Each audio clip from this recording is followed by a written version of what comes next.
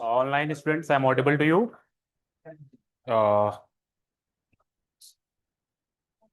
Kindly write in a comment section that I'm audible and visible. Nitish,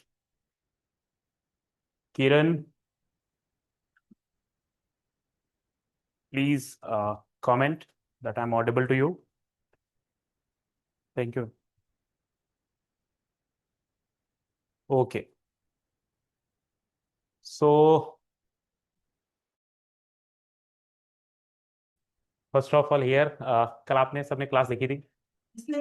आपने नहीं देखा था? ओके, तो लाइक मूविंग फॉरवर्ड, सो कल का क्लास कैसा रहा जिन्होंने देखा था? कुछ था उसमें कि like how to tackle the paper? कल मैंने 22-23 क्वेश्चंस करवाने की कोशिश किया था। जो लोग ऑनलाइन है वो भी मुझे बता सकते हैं, like Kiran I think yesterday was in a class. So PDF मिली थी आप लोगों को? अभी नहीं आई है? ठीक है, पीडीएफ मिल जाएगी। तो प्लीज़, मेरा एजेंडा यही है कि देखो अभी आपका 26 को पेपर है, ठीक है? आज से भी मिला ले तो जस्ट 1 मंथ लेफ्ट, राइट है ना? प्लीज़ इसको थोड़ा फोकस करना उस पर, ठीक है? उसमें क्वेश्चंस लिखे हैं, ऑल्दो मैं क्वेश्चंस बाद में भी अच्छे से कराऊंगा, ठीक है? तो आर मेन एजेंडा इज कि हम कैसे अपना हिस्ट्री कंप्लीट करें, क्योंकि हिस्ट्री सबसे एक ब्रॉड सब्जेक्ट है। इसमें 3-4 ऑलरेडी एडेड ऑन सब्जेक्ट्स हैं, बेट, medieval, modern, ancient and then your art and culture. 4 aspect से मिलके बनती है आपकी history, and one more history that is your Haryana history. So total ma'am post independence आपका मीन्स में आता है। देयर इज अ सिलेबस, कल मैंने आपको पढ़ाया था, इन डिटेल सिलेबस मैंने बताया था। तो हम प्रीलिम्स में वो टॉपिक्स करेंगे जो प्रीलिम्स पॉइंट ऑफ व्यू से जरूरी हैं, और mains, let first now focus on prelims. Prelims आपका काफ़ी नज़दीक है, उसके बाद हम मेंस पे फोकस करेंगे। आफ्टर दैट लाइक जो चैप्टर आपके इंपॉर्टेंट है मेंस के लिए वो मैंने अभी स्किप कर दिया है, ठीक है? अभी आपके लिए जो प्रीलिम्स के लिए क्या इंपॉर्टेंट है और कहाँ से ज़्यादा क्वेश्चंस आते हैं, analysing the 4-5 year last year papers. So जो मैंने आपको एक माइक्रो थीम्स पेपर में दी थी कल यस्टरडे कि ये चैप्टर्स बेहद इंपॉर्टेंट हैं, सो वो आपको करना पड़ेगा, ठीक है? वो आपके आपके नोट्स होंगे, एंड मैं भी पूरी कोशिश करूंगा कि वो चीज़ें यहाँ पे मैं पढ़ाऊँ आपको, ठीक है? तो पॉइंट इज दिस कि मैं फिर हमारा कल ये एजेंडा डिस्कस हुआ था।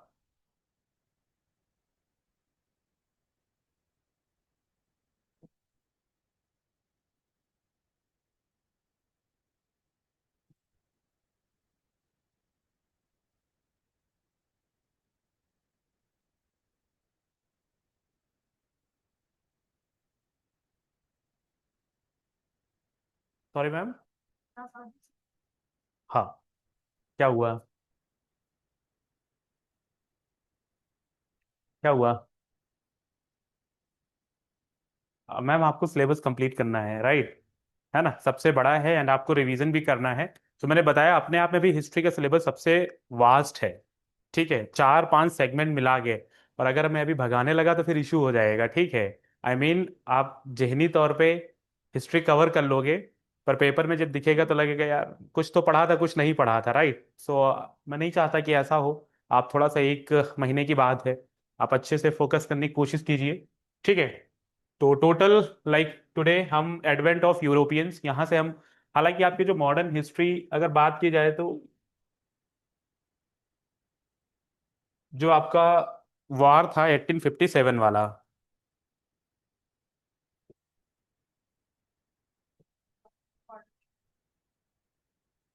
ये तो मैम एक बुक का नाम है। हाँ, यहीं से मेनली आपका स्टार्ट होता है, जो आपको मॉडर्न में काउंट होता है, ठीक है? पर अंग्रेज थोड़ा उससे पहले आ गए थे, ठीक है?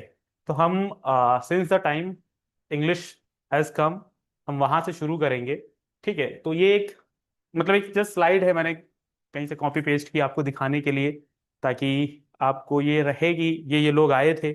और इसी तरीके की कुछ फैक्चुअल नॉलेज कभी कभी आपके लिए जरूरी होती है। तो सबसे लास्ट में कौन आया था? फ्रेंच। और सबसे पहले जाने वाले कौन थे? ठीक है, तो दिस इज ऑल। ये आपके सबसे पहले अगर देखा जाए, जो ब्रिटिशर्स, यूरोपियंस बोलेंगे, ठीक है पहले तो, फिर ब्रिटिशर्स आपके कंपनी बनाए, इंडिया पे रूल किए एक प्रकार से। तो आपके पुर्तगीज सबसे पहले आए इंडिया में। वो कब आए? 19 सॉरी 1498। ये आपको डेट्स एकदम एग्जैक्ट याद होनी चाहिए, क्योंकि I have seen in your paper कि डेट्स आती हैं, और अगर ये इतना तो आपने सामने का तो देखा था कि कुछ 14 तो था, पर वहां पे लिख दिया ये, तो ये आपका गलत हो जाएगा। ठीक है, तो आपको टिल द एंड हर एक डेट अच्छे से देखनी है। ठीक है, तो आपको जो अब मैंने आप जैसे कल भी मैंने 22 क्वेश्चंस कराए थे आपके, ठीक है, आपको लाइक ज़्यादा स्ट्रेस में नहीं आना है। ठीक है, आपको बस एक हिस्ट्री क्या होती है, ठीक है, एक डेट लाइन जो आपकी टाइमलाइन है उस पर अच्छा कमांड होना चाहिए, और एक डिस्टिंग्विश आपको होना चाहिए कि मुगल्स का क्या था, इंपॉर्टेंस क्या था। क्योंकि हर एक क्वेश्चन जो आपका ओवरव्यू ऑफ द हिस्ट्री होता है, वहीं से ज्यादातर क्वेश्चंस आए हैं। पर करना क्या है कि थोड़ा सा डीप या थोड़ी सी उसकी आपको कंक्रीट नॉलेज होनी चाहिए बस। जैसे आप देख सकते हैं, पुर्तगीज आए, उन्होंने, अब ये हेडक्वार्टर है, डायरेक्टली क्वेश्चन बस। पहले क्या था आपके पेपर में, कैसे आता था कि दो चीज दे दी, इधर लिख दिया, जैसे मान लेते हैं लिस्ट वन, और यहां पे लिख दिया लिस्ट टू। पुर्तगीज यहाँ पे एक लिस्ट बना दी इनकी, और आपको मैच करने को दे दिया, राइट। पर अब वो पैटर्न चेंज हो चुका है, नाउ दे आर लाइक, यही लाइन, यही फैक्ट रहेगा, पर Portuguese in India came the first in 1990, इन 1498। अब ये स्टेटमेंट थोड़ा लॉन्ग हो जाएगा, ठीक है, जो आपके पेपर में अभी देखने को मिलेगा 2000, और जो आपका 26 में पेपर है अभी, ठीक है। तो आपको यही नॉलेज, सबसे इंपॉर्टेंट नॉलेज तो यही चाहिए, पर थोड़ा सा आपको अपनी रीडिंग स्किल्स पे काम करना पड़ेगा, क्योंकि आपका पेपर लेंदी आता है, थोड़ा सा टाइम कंज्यूमिंग है। एग्जैक्टली, स्टेटमेंट्स होते हैं और काफी हैवी स्टेटमेंट्स होते हैं। थोड़ा लॉन्ग फॉर्मेट में स्टेटमेंट्स आते हैं, तो पर वो आपकी एक्यूरेसी आ जाएगी जब आप आपने क्वेश्चन सॉल्व करोगे, ठीक है। आप लोग एग्जामिनेशन हॉल में जाने से पहले कोशिश कीजिए कम से कम 5-6 फुल लेंथ टेस्ट लगा के जाओ, ताकि आपको एक अंडर, भले आप नंबर मत चेक करो, ठीक है, क्योंकि they are not your real exam, neither उनसे कुछ हो सकता है, पर आपको एक एटलीस्ट अंडरस्टैंडिंग हो सकती है कि आपको कैसे करना है क्वेश्चन, आपको ऑप्शन कौन सा क्वेश्चन गलत होता है, ठीक है। जैसे सबसे बेस्ट रिसोर्स है आपका पीवाईक्यू, आप उस पर फोकस कीजिए, ठीक है। तो ये आपका आया, ये आपका जो ये कोचिन और ये गोवा है, ये आपके वेस्ट साइड में, ठीक है। अगर आपका ये इंडिया का मैप देखा जाए तो this is your west side, ठीक है, जहां पे ये आए, और फिर ये आपके ईस्ट कोस्ट, ठीक है, और ये, और कहाँ पे बनाए, बंगाल, ठीक है। तो इनकी जो कंपनी रही पुर्तगीज की, यहां तक इन्होंने एम्पायर अपना स्टैब्लिश किया, ठीक है। फिर आते हैं आपकी सेकेंड कंपनी, डच, जो कि 1602 में आए। जैसे एक क्वेश्चन और आता है कि who were the first to come early and who were the last to go? Portuguese, they were Portuguese. Portuguese आपके कब गए? एटलीस्ट 1960 के आसपास, ठीक है। तो ये डच थे, इन्होंने अपना बेस कहाँ पे बनाया? ये आप अपनी, इन्होंने सबसे पहली कंपनी कहाँ स्टैब्लिश की? पलिकट में। ये कहाँ पे है? राइट, ठीक है। सूरत, बॉम्बे में, देन यहाँ मसौलीपट्टनम एंड दिस। तो this is all something you need to have in mind, क्योंकि पहले तो आ जाता था डायरेक्टली। अब इसमें से भी अगर इंपॉर्टेंट है, तो इंपॉर्टेंट इनका है, और आपका ये European English, and then this French.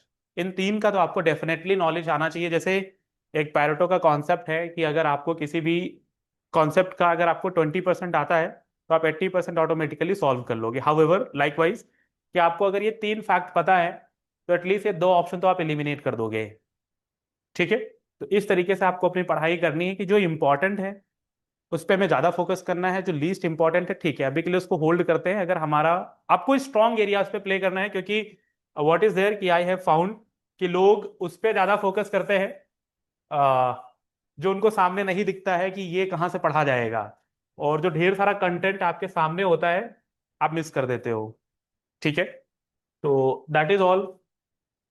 तो आपको उस पर ज्यादा फोकस करना है। ठीक है, तो अगर हम फ्रेंच की बात करें,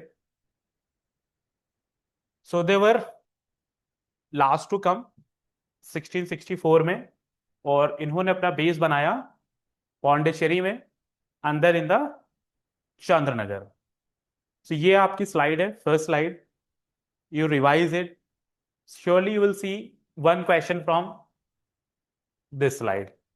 ठीक है, एक क्वेश्चन डायरेक्टली और indirectly there will be in your exam. जो लोग ऑनलाइन हैं, are you able to understand? आप लोगों को समझ आ रहा है? जो एटलीस्ट हिंदी माध्यम में है, मैंने उनके लिए स्लाइड्स ऐड ऑन की हैं, ये कंटेंट आपको हिंदी में भी मिलेगा। सो आप लोग मुझे मतलब मैसेज में लिख के बता सकते हो।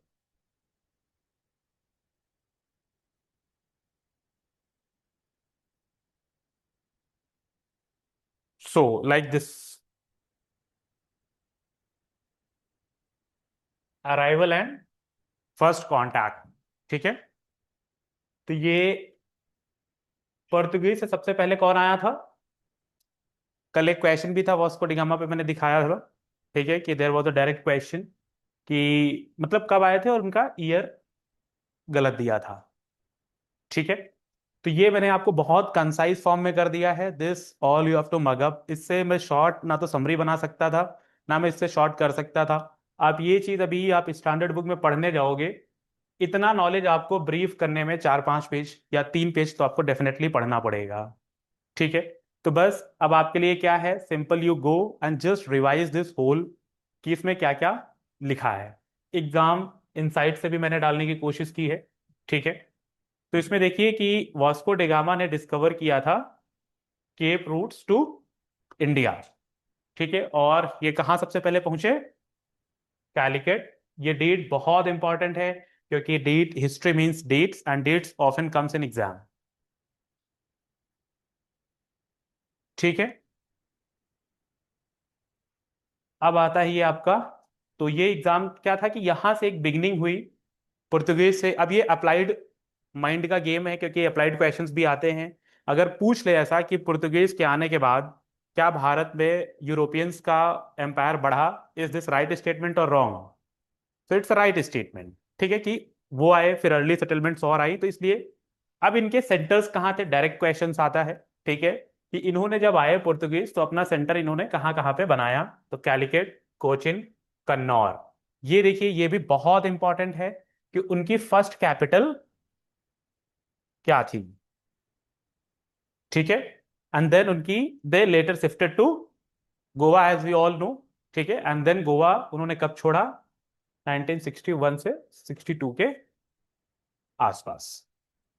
ठीक है, सो दिस इज हाउ आपका ये पहला स्लाइड है। पुर्तगीज के बारे में हम स्टार्ट कर चुके हैं। ठीक है, एंड अब इनके इंपॉर्टेंट गवर्नर्स एंड पॉलिसीज जो आती हैं। ठीक है, कि जो पुर्तगीज आए थे उनके इंपॉर्टेंट गवर्नर्स कौन थे, क्या था? तो पहले कौन थे? First was your Francisco de Almeida.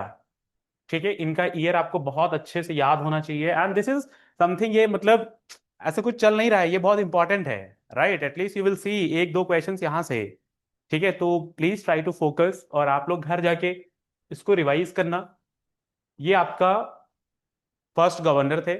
और ये जैसे कल हम क्वेश्चन जो डिस्कस कर रहे थे, उसमें आपने दो क्वेश्चंस देखे थे।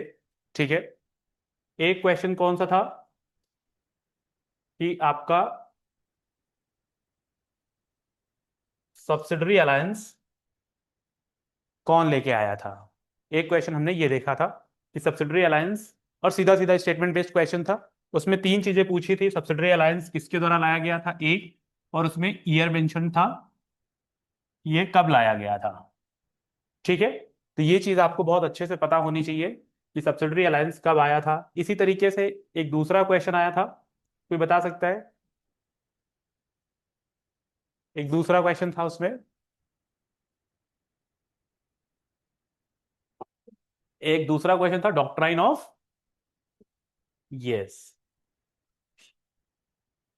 I am not saying that, मैं ये बोल रहा हूं कि जैसे ये ब्लू वाटर पॉलिसी है, इस टाइप के जो क्वेश्चंस थे, इवेंट्स की बात कर रहा हूं मैं, कि अगर ये एक क्वेश्चन इस तरीके से बना था, सब्सिडरी लाइंस पे आ गया था, दूसरा क्वेश्चन आपका डॉक्ट्राइन ऑफ लैप्सी पे आ गया था, तो क्या पता इस बार आपका ब्लू वाटर पॉलिसी पे क्वेश्चन आ जाए। ठीक है, तो ये आपको देखना है कि इसको किसने इंट्रोड्यूस किया था। फ्रांसिस्को डी अल्मेडा, बेसिकली ये काफी स्ट्रॉन्ग लीडर थे, ठीक है, इनके पोर्तुगीज के। सो इसका फोकस क्या था, कंट्रोल ऑफ सी रूट्स, ठीक है, ताकि कंट्रोल बढ़े सी रूट्स पे, और फिर ये अपना एम्पायर स्टैब्लिश कर सके। ठीक है, आपके सेकेंड युद्ध थे वो थे अल्फोंसो डी अल बुकरक्यू। ठीक है, ये आपको इनका टाइमलाइन याद होना चाहिए, 1509 से 1515 तक। ठीक है, ये क्या थे, ये रियल आर्किटेक्ट थे। ये भी क्वेश्चन पूछा जा सकता है कि अमंग देम सबसे स्ट्रॉन्गेस्ट कौन थे। तो कोई मतलब लाइक आर्किटेक्ट का मतलब क्या होता है।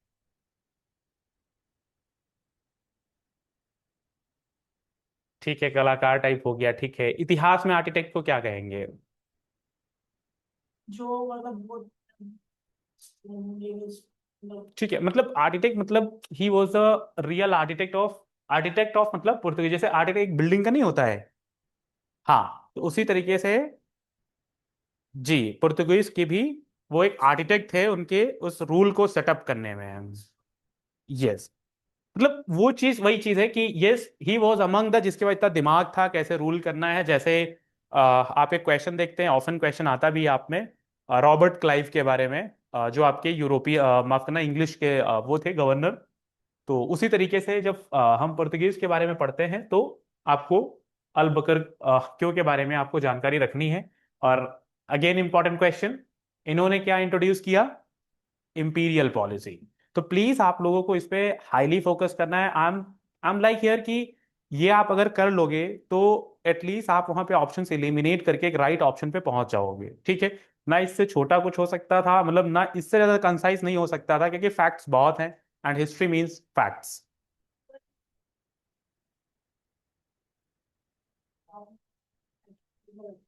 मैम अगर स्टोरी कनेक्ट कराएंगे ना तो फिर आपका सिलेबस कैसे पूरा होगा। इसमें कनेक्ट क्या करना है, मतलब आप समझिए ना कि जैसे चलो मैं समझाऊं क्या कि यहाँ पे यूरोप था, यहाँ पे इंडिया था। ठीक है, background story in the sense what बताइए।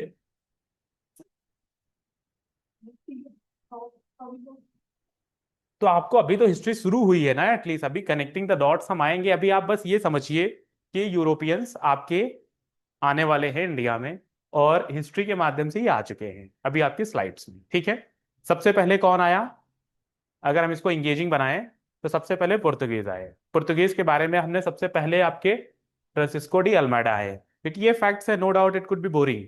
ठीक है, पर आपको करना पड़ेगा इंगेजिंग, इससे ज्यादा मैं ठीक है कोशिश करता हूं कि अगर आपको कनेक्टिंग द डॉट्स बताएं। ठीक है, तो आप बस ये मान के चलिए कि पुर्तगीज अभी लैंड हो चुके हैं इंडिया में।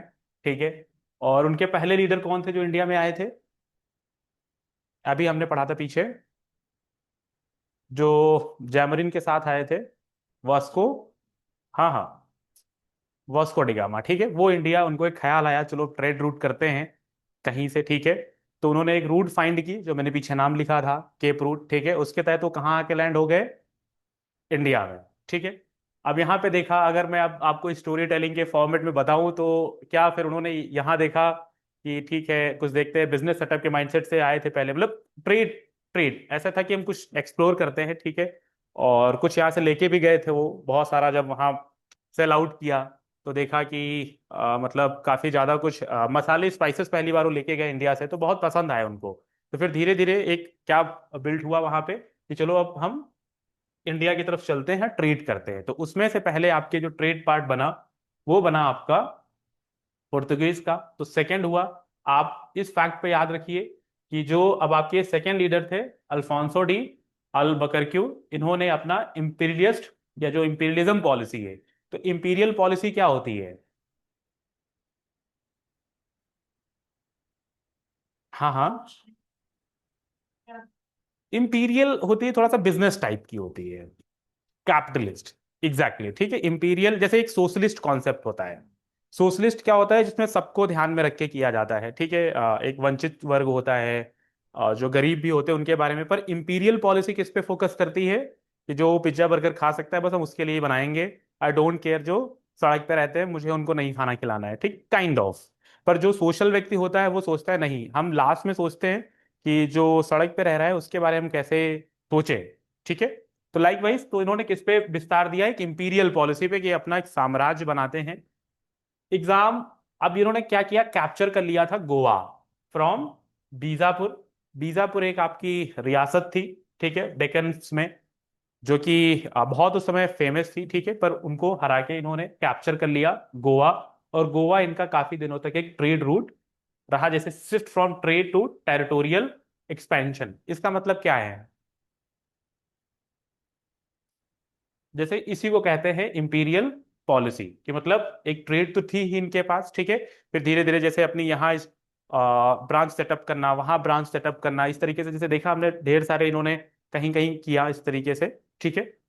अभी आपके आते हैं थर्ड, कुन्होडी, नूनोडी, कुन्हा, ठीक है। तो ये शिफ्ट कर दिए कैपिटल कहां से, this all will come in your exam, ठीक है। आपको थोड़ा फोकस रखना है इस पे, कि अगर क्वेश्चन पूछ लेता है हरियाणा पीसीएस आपसे कि कोचिन से कैपिटल गोवा किसने शिफ्ट किया था, ठीक है, तो आप बोल सकते हो कुन्हा ने, ठीक है। इसी तरीके से ये क्वेश्चन यहां से पूछा जा सकता है कि बीजापुर से गोवा किसने कैप्चर किया था। सो दीज आर द, मतलब ये स्मॉल स्मॉल फैक्ट्स हैं जिनको आप पढ़ के एक लॉन्ग स्टोरी बना सकते हो, ठीक है। और ये आपको एग्जाम में बहुत हेल्पफुल करेगी। एंड दिस इज व्हाट, और इन्होंने क्या एक्वायर किया, Diu basin from Bahadur Shah of Gujarat, क्योंकि वहां पे इस समय जैसे कल मेरी बात हुई थी, इंडिया टोटल कितनी टेरिटरीज थी पहले, जिनको एक करके अपना यूनिफिकेशन ऑफ इंडिया किया गया, ऑलमोस्ट 565 थी, ठीक है, जिनको एड ऑन करके बनाया गया union, that is called India, ठीक है।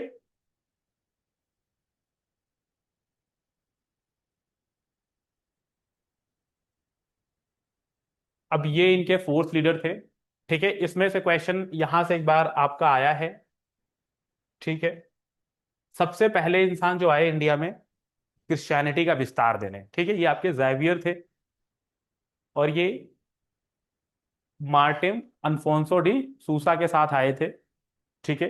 तो आपको ये याद रखना है, क्योंकि अभी लास्ट टाइम अगर आपने आप लोग यूपीएससी का पेपर देते हो तो आपने देखा होगा 2 साल पहले कुछ जेवियर पे एक क्वेश्चन था, ठीक है।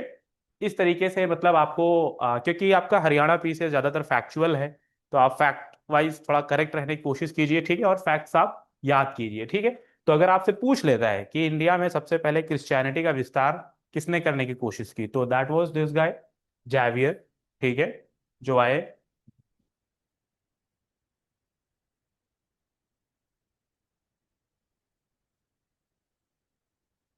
फिर सब कुछ कैप्चर करते हुए पुर्तगीज का, क्या बोला,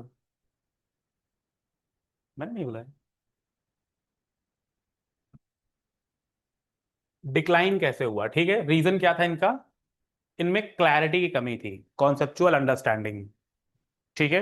क्योंकि कि ये आधे में कंफ्यूज थे कि ट्रेड करना है या टेरिटोरियल एक्सपेंशन करना है, ठीक है। तो इनके जो लीडर्स थे कभी इधर कभी उधर, और ये डायरेक्टली कहाँ से गवर्न होते थे, पुर्तगीज से गवर्न होते थे, ठीक है। तो वहां की जो इनकी थी, फिर rise of Dutch and English competition. तो कभी भी जब कंपटीशन होगा तो वही चीज है कि जिसके पास अच्छे रिसोर्स होंगे, जो अच्छी मेहनत कर रहा होगा, beat in your exam also, कि जो एग्जाम ओरिएंटेड पढ़ रहा होगा, ठीक है, जो अपने आप को फोकस करके चीजों को रख रहा होगा, दे विल विन। तो डच एंड इंग्लिश उस समय इनके पुर्तगीज के कंपटीशन में आ गए। फिर ये क्या है, एक क्वेश्चन, मैं आपको सब ये क्वेश्चंस दिखाऊंगा, ठीक है। दिस इज समथिंग जो आपके आते हैं, जैसे अब जैसे जो रीजनिंग बेस्ड क्वेश्चन आती है, कि आखिर क्या रीजन था कि जो पुर्तगीज थे वो वीक हो गए, आखिर क्या रीजन था ऐसा, ठीक है। तो रीजन वाज दिस, कि पहला ये, दूसरा इनका वीक एडमिनिस्ट्रेशन पे ज्यादा फोकस दिया जाता है। और एक क्वेश्चन जो बहुत अच्छा आता है कि इंडिया में जो बाहर से लोग आए, नवल पावर का किसने विस्तार किया? तो they were Portuguese first time who brought naval power. Naval आप नेवी वगैरह जानते हैं ना, ठीक है, ट्रेड रूट्स सबसे अच्छी इन्होंने डिस्कवर किया। तो this is all about the Portuguese, जिसमें से आपको इतने ये कॉन्सेप्ट्स याद रखने हैं, ठीक है। अब इनके की इवेंट्स जो इन्होंने एक्वायर की थी चीजें, वो कैसे क्या हुआ, ये चीजें फैक्ट्स हैं, कुछ इंपॉर्टेंट फैक्ट्स हैं। ये हुगली इनके कैप्चर में थी, ठीक है। ये लॉस्ट हो गए to Mughals under Qasim Khan during Shahjahan. ये जब हम आपका मेडिवल हिस्ट्री पढ़ेंगे तब हम आपको कनेक्टिंग द डॉट्स में बताएंगे, ठीक है। जस्ट अभी के लिए यू फोकस कि ये 1931 में हुगली लॉस्ट हो जाती है, इनके हाथों से निकल जाती है, ठीक है। फिर 1661 में बॉम्बे बड़ा फेमस है, सबको पता होगा हद तक, कि इन्होंने Bombay given to Charles second as dowry, ठीक है। राजा और रानी अमेरि वहीं पे अपने, ठीक है, यूरोप में they got married and things got के डाउरी में हम आपको क्या दे देते हैं? बॉम्बे। तो लोग शायद थोड़ा ये बड़े लोग थे, ठीक है, तो दे गिफ्टेड पूरी टेरिटरी ही ले लो, कोई फर्क नहीं पड़ता, ठीक है। देन इट्स लाइक 1739 मराठास का फिर जब राइज हुआ और इन्होंने सेल्टाइट एंड बसिन्स एक्वायर कर लिए। फिर हम आगे चल के अब ये भी पढ़ेंगे कि इसकी ट्रीटी किसके साथ हुई, ठीक है। तो आपको दिस इज ऑल, इसमें लगभग लगभग चीजें जो लिखी हैं, अगर आपका क्वेश्चन इससे आता है पुर्तगीज से, तो this is more than enough जो मैंने आपको कराया है। आप just go back to your home and आप एक बार इस पीडीएफ को अच्छे से पढ़ लो, दैट्स ऑल। यहाँ से एक क्वेश्चन अगर पुर्तगीज के बारे में क्वेश्चन आता है, तो चाहे बीट सब्जेक्टिव, सब्जेक्टिव में क्वेश्चन आएगा तो यही क्वेश्चन आएगा कि उनका जो फॉल था वो कैसे हुआ, और इवेंट्स ये आपके हो गए। फिर व्हाट वाज जो सेकेंड पावर कौन सी थी आने वाली? डच, ठीक है।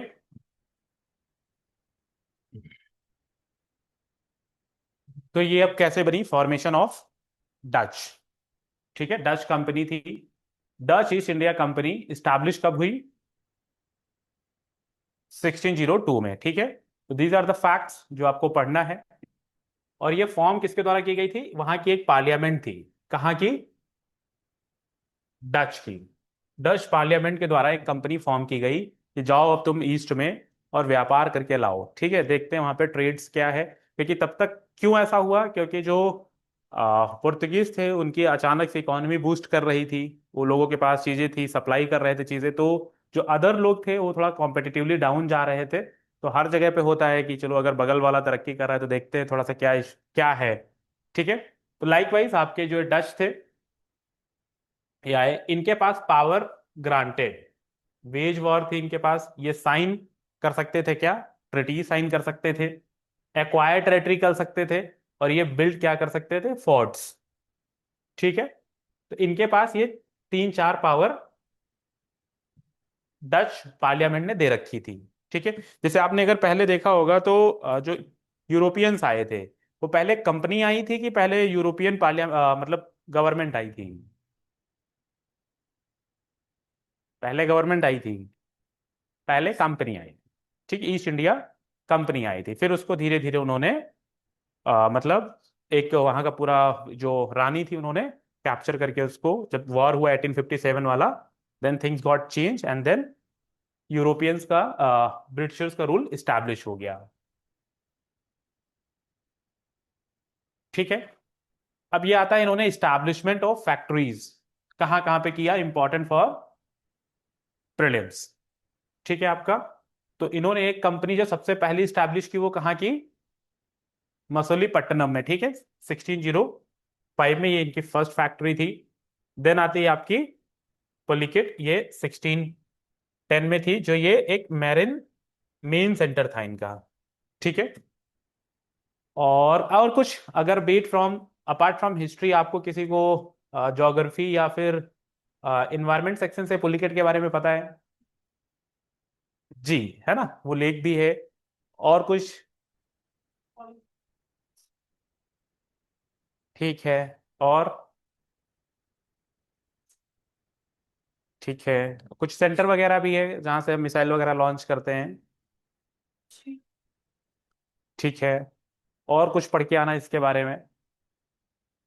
ठीक है। तो ये आपको पढ़ना है डच के बारे में। इन्होंने ये ढेर सारी अपनी कराइकल, ठीक है, ये सारी अपने इन्होंने एक कंपनियां बनाई थी। ठीक है, जो इंडिया में आके यहाँ पे ये इन्होंने एक्वायर किया। फिर चिंसुरा, फिर 1658 के अंदर ये कासिम बाजार कहाँ पे है?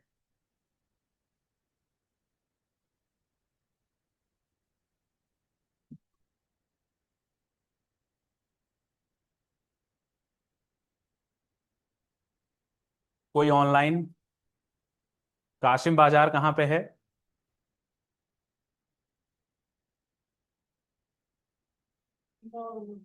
हम्म।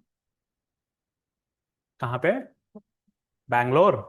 बंगाल, हाँ। गुड। हम्म। ठीक है। पटना। बालासोर कहाँ है? हाँ, गुड। ठीक है। और ये नागपट्टनम। ठीक है, तो आप लोग ये इनकी साइट्स को करने की कोशिश करना। क्यों? अगर आप प्रीलिम्स के, आप लोग क्वेश्चन सॉल्व करते हो डेली कि नहीं करते हो, सच बताना। प्रीलिम्स के थोड़ा क्वेश्चन करिए, ठीक है। वहां से आपको देखो, मैं क्यों बता रहा हूं, आपको 4 स्टेट दे देंगे, ठीक है। यूपी, बिहार, बंगाल, उड़ीसा। ठीक है, ये 4 स्टेट आपको दे दिया। इनके बाद से जो ये सेंटर्स हैं, ये नाम लिख देंगे। और फिर आपको क्या दे देंगे? Match the following. ठीक है, तो इसलिए थोड़ा बहुत स्टेट्स भी जानना जरूरी है। और इन्होंने अभी हमने पढ़ा था कैप्चर्ड फ्रॉम पुर्तगीज, इन्होंने पुर्तगीज से क्या हासिल कर लिया था? कोचिन। ठीक है। कोचिन पहले किसके पास थी? पुर्तगीज के पास थी। ठीक है, तो ये भी एक फैक्ट बनता है। ठीक है, जो कि अब किसके पास आ गई? डच के पास आ गई। अब डोमिनेंस, हर सबका अपना एक समय आता है। ठीक है, आप देखते हो जैसे जनरेशंस। अच्छा चलो ठीक है, एक और जनरल नॉलेज का क्वेश्चन है कि after how many years generation change माना जाता है? नहीं। नहीं। 100? नहीं। 50? ऑनलाइन? जी जी, कि जनरेशन चेंज हो गई। राइट, अभी कौन सी चल रही है? अभी अभी जेनजी चेंज हो गई, शायद अल्फा है। 25 के बाद अभी चेंज होगी, हर 25 साल में। एवरेज एक बार चेक कर लेना, आफ्टर 25 ईयर आपकी जनरेशन चेंज मानी जाती है। तो अभी तक जो 2000 से 25 तक थे वो कौन थे? सब जेनजी थे। अब कौन है? शायद अल्फा है। ठीक है, तो अभी आपका प्रीलिम्स में भी क्वेश्चन था। ठीक है, और एक बार सर्च कर लेना कि कौन सी स्टेट का एक बच्चा है जिसको पहला अल्फा का नाम मिला है। ठीक है, इन अ करंट अफेयर में यू सी द क्वेश्चन। तो आप एक बार इस पे थोड़ा फोकस कर लेना। ठीक है, कोई north east state, north east state है। ठीक है, आप एक बार उसको देख लेना। अब इन्होंने क्या किया? रिप्लेस कर दिया पुर्तगीज को, ठीक है, as dominant European trading power in east. और ये कौन आ गए? अब आ गए डच। इन्होंने क्या मेनली किस पे फोकस किया? स्पाइसेस पे। ठीक है, और ये फिर दूसरी तरफ कहां चले गए? साउथ ईस्ट एशिया में, primarily इंडोनेशिया। फिर एग्जाम इनसाइट क्या है कि आपका जो डच, जो प्रायोरिटी सबसे ज्यादा किसको दी इन्होंने? Indonesia, then to India. ठीक है, तो एक क्वेश्चन फिर से बनता है जनरल नॉलेज के क्वेश्चंस कि डच, ठीक है, जैसे किसका इन इनिशियल डेज, ऐसे कौन सी यूरोपियन पावर थी जिसका base apart from country, firstly जो बाहर बना, सो देवर डच। ठीक है, जो लोग बाहर अपना बेस बनाए, जैसे in southern countries, that is Indonesia. अब इनके इंपॉर्टेंट सेंटर्स अगर देखा जाए तो पुलिकेट था main centre till 1690, and then your Nagapattinam became main centre after 1690। Then आता है इसका भी, तो इसमें से आपको दो तीन नॉलेज मिलती है इंपॉर्टेंट, कि एक प्रीलिम्स का फैक्ट आपको ये मिलता है, जो ये इंडोनेशिया वाला कॉन्सेप्ट था, ठीक है। और ये भी क्वेश्चन मिलता है, क्योंकि देखिए दो तीन डिस्टिंक्शंस हैं, कि जो वो आए थे, अरे आपके जो यूरोपियंस में पुर्तगीज आए थे, ठीक है, या जो अभी आपके इंग्लिश आएंगे, इनके कुछ और एजेंडे थे, पर ये primarily किस लिए आए थे? ट्रेड के लिए आए थे। They were having keen interest in the trade, कि हमको ट्रेड चाहिए, हमको रूल नहीं करना है। अच्छा चलो ठीक है, इसी तरीके से एक क्वेश्चन पूछता हूँ कि थोड़ा सा इंगेजिंग भी रखते हैं, ठीक है, कि जो आपके मुगल्स थे, ठीक है, तो मुगल्स इंडिया में रूल करने आए थे, ठीक है, या मतलब कैसे बोले इस चीज को, ताकि एक तो बड़ा सेंसिटिव इशू है ठीक है, तो जैसे ये लोग ट्रेड करने आए थे, ठीक है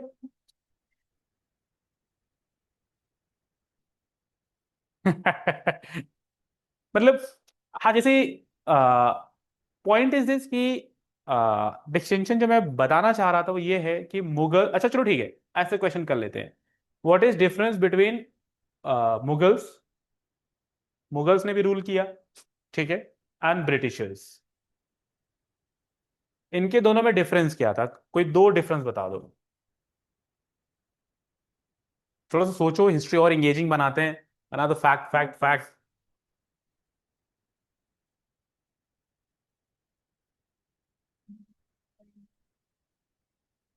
ब्रिटिशर्स के टाइम पे डेवलपमेंट हुई है, ओके, ओके, गूगल तो मेडिकल टाइम था, जी, उससे पहले तो हमारा एंशियंट था वही एडवांस था। जब मेडिकल टाइम में कोई ऐसी टेक्नोलॉजी मतलब आई नहीं, उन्होंने सिर्फ मतलब उनको ये था कि तो मार खाई लेके कैसे नहीं सर नहीं कर रहे थे। और कोई अपने ओपिनियंस? मैं आपका नाम भूल रहा हूँ, आपका नाम खुशबू है ना? You can also share your thoughts, आप अपने भी थॉट्स शेयर कर सकते हैं, क्योंकि ये आपको पढ़ना पड़ेगा, ये चीजें, आप हिस्टोरियन बनेंगे भाई।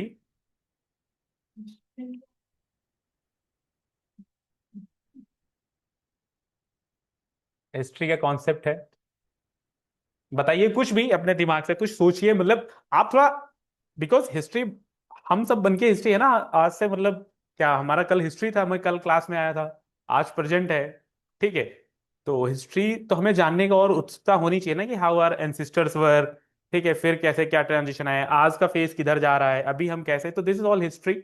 आप अपने थॉट बिल्कुल शेयर कर सकते हैं कि मुगल्स और ब्रिटिशर्स में क्या डिफरेंस था। आप भी आप सोच लीजिए तब तक, ठीक है, मैं आप पे आऊंगा, आप बताइए। हम्म, तो किसको मानेंगे कि मतलब रूल करने आया था, कौन एक्सप्लॉइट करने आया था? और वो नहीं कर रहे थे। हम्म, और गूगल को किसी की था कि मतलब उनका ना ये था कि हमें कोई और इंडिया मतलब करना है। उनकी अपनी अपनी कैटेगरीज थी गूगल्स की। हम्म। आप उनकी मैम मतलब बताइए, हाँ आप पे भी आते हैं, हाँ मैम आप भी बताइए।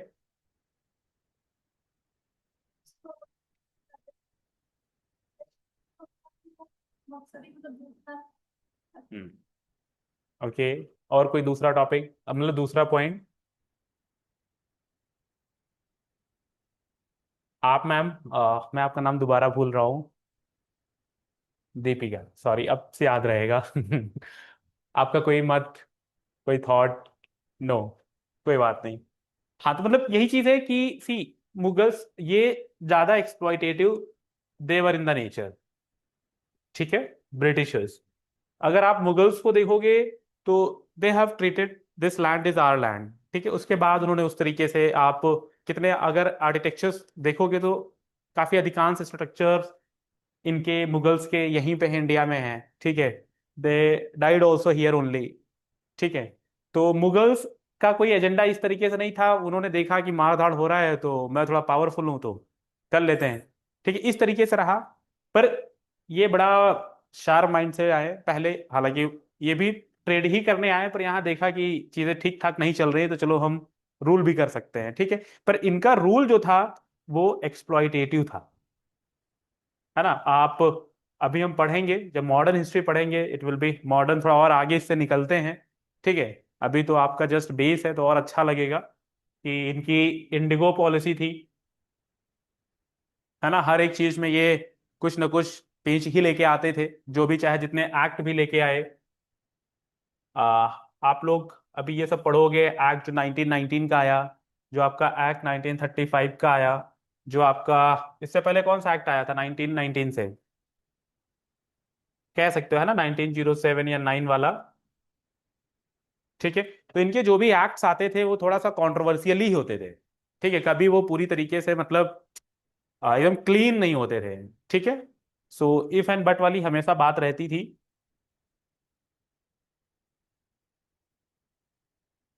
सो अब आपने दो अभी रूल्स देख लिए इंडिया में जिनके आने थे।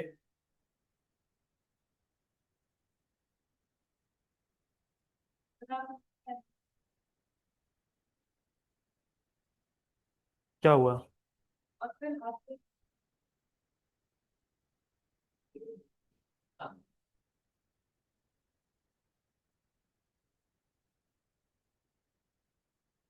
तो आप लोग भी आपका ये पहला अटेम्प्ट है मैम?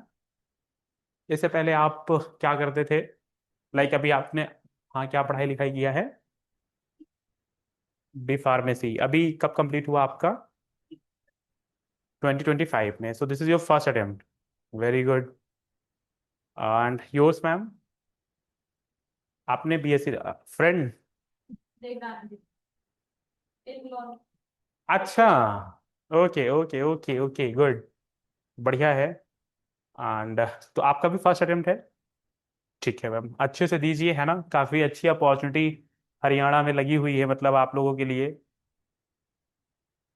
फोकस कीजिए, मतलब अगर आप अभी भी एक महीना है, अच्छे से पढ़ाई कीजिए। ठीक है, जो आपको रिवाइज कराया जा रहा है आप उसको रिवाइज कीजिए, एंड इट इज़ इजी। ठीक है, अब आते हैं, ये आपका थोड़ा सा फर्दर आगे का है। ये बैटल ऑफ बेदारा इन्होंने लड़ा, और एकदम सिंपल क्वेश्चन, मतलब स्ट्रेट फॉरवर्ड क्वेश्चन, कि बैटल ऑफ बेदारा किसके बीच में हुआ था? तो it was between Dutch and Britishers. ठीक है, तो ये आपको सिर्फ मतलब क्वेश्चंस पुट करके आपको रिवाइज करते रहना है। ठीक है, and force to accept English dominance.